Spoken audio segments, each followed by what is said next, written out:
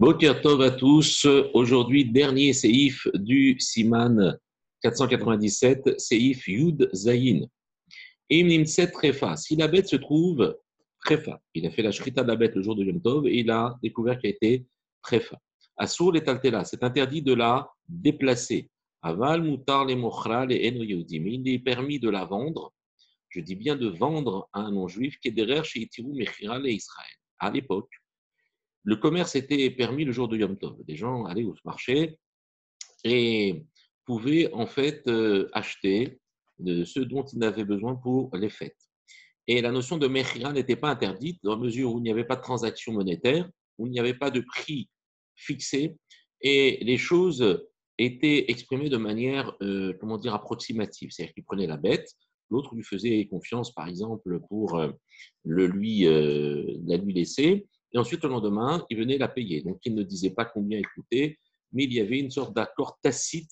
Et donc, dans ce cas-là, on avait le droit de faire du commerce une fois que la névoua est partie. C'est-à-dire qu'au deuxième Beth Amikdash, il n'y avait plus de Nevi'im, de prophètes.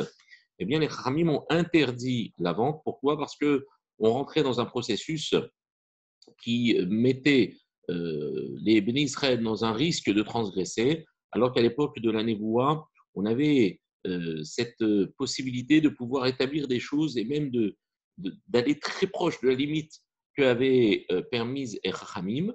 C'est pour cela qu'on parle ici dans un cas où il était permis à l'époque de faire des transactions le jour de Yom Tov. Donc ici, on nous dit donc on a le droit de le vendre à un non-juif.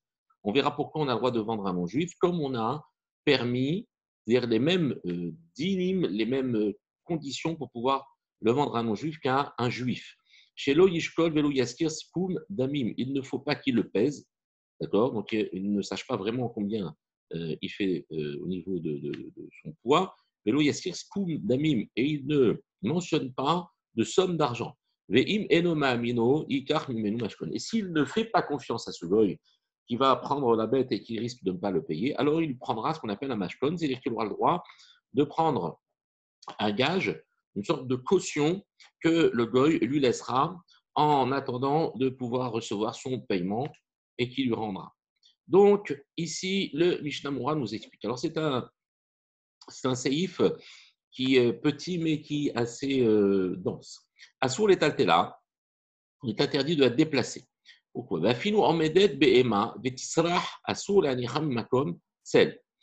si elle est omedet bahama, elle se trouve en plein soleil, et qu'elle risque de pourrir, il est interdit de la mettre dans un endroit ombragé.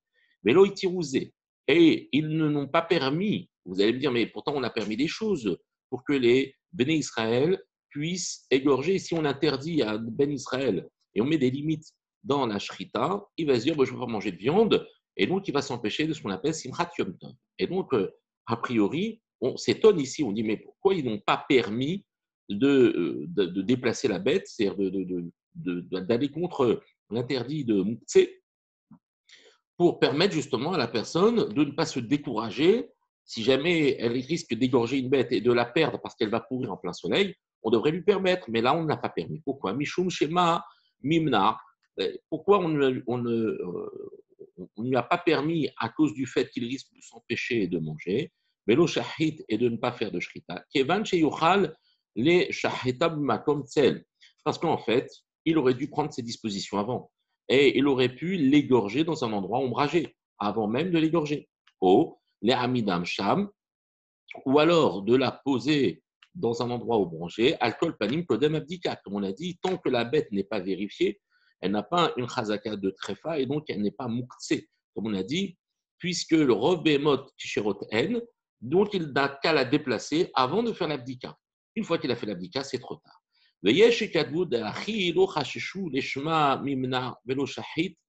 D'accord. Ici, on ne craint pas donc de lui interdire de la déplacer, l'ishma mimnar velo shahit, de peur qu'il s'en empêche et qu'il n'égorge pas, des mishum shema imatse trefa, uniquement à cause du fait qu'il peut la trouver trefa. Pourquoi ?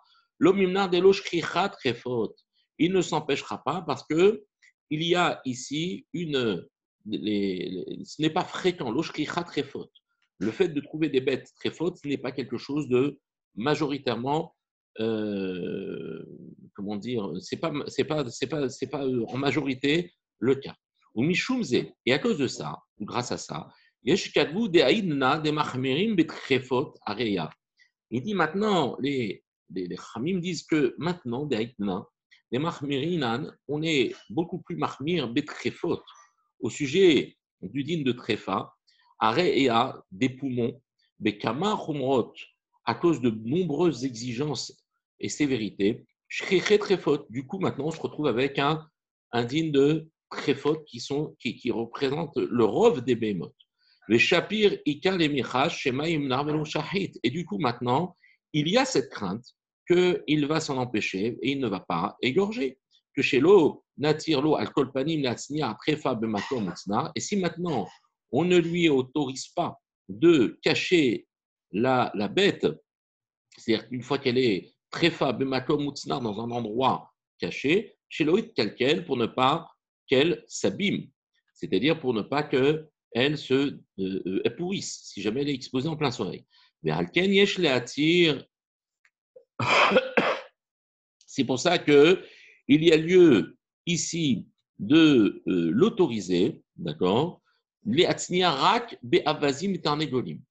On a le droit et on donne la possibilité de la personne de déplacer l'animal dans le cas des oies ou des poules, des poulets, des kabaout refot area, parce qu'on ne trouve pas ici des problèmes de tréfot à cause des poumons.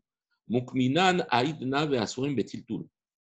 D'accord. Donc ici, le principe est le suivant, c'est que quand il n'y a pas de din de muktsé, de din de tréfot fréquent, alors on autorise de déplacer la bête avant l'abdika. Maintenant qu'il y a un din de tréfot fréquent, alors déplacer la bête avant l'abdika, ça pose un problème. Mais ici, étant donné que on considère que chez les oies et les volailles, il n'y a pas de tréfot dans les poumons, alors on laisse, on permet de pouvoir déplacer ces animaux-là, mais on ne pourra pas le faire pour des behemoths, c'est-à-dire des animaux plus gros.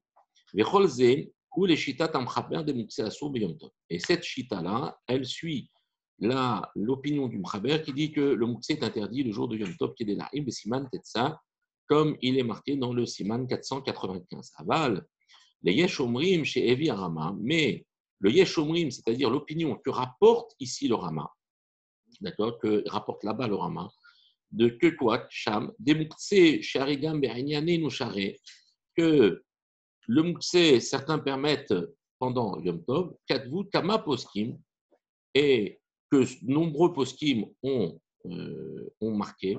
Mais seulement pour Chenitrafa Avenolad. Il dit maintenant, il y en a parmi ceux qui pensent que le Moussé c'est permis le jour de Yom Tov, que quand même, il y a un din de Nolad. C'est-à-dire, c'est quoi le din de Nolad? C'est qu'il y a un nouvel état dans la bête.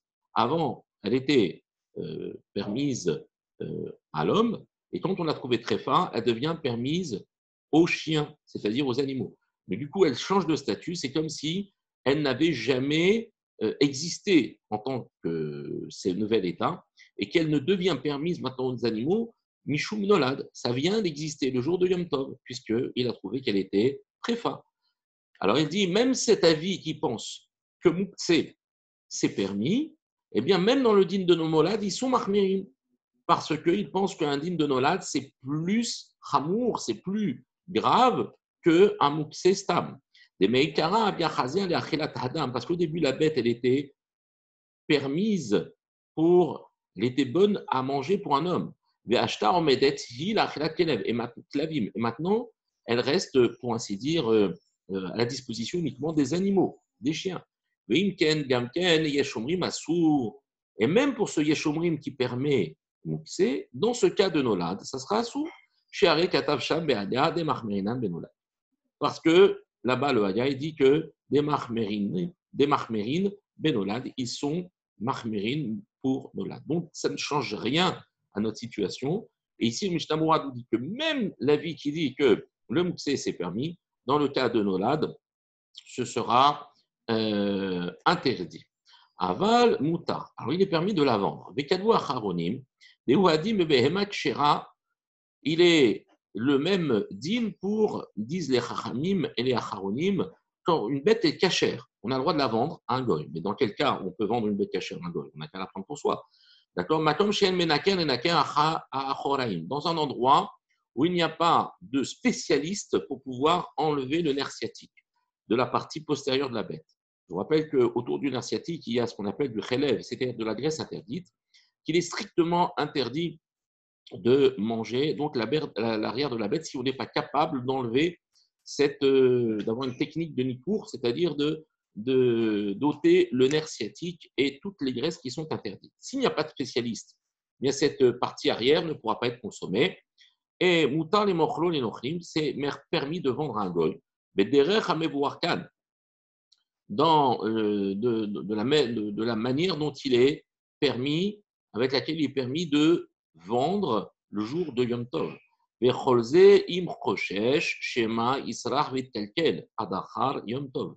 Et pourquoi j'ai le droit de vendre? Uniquement parce que j'ai peur que la bête ne vienne à pourrir et s'abîmer jusqu'au lendemain de Yom Tov, si j'attends le lendemain pour la vendre.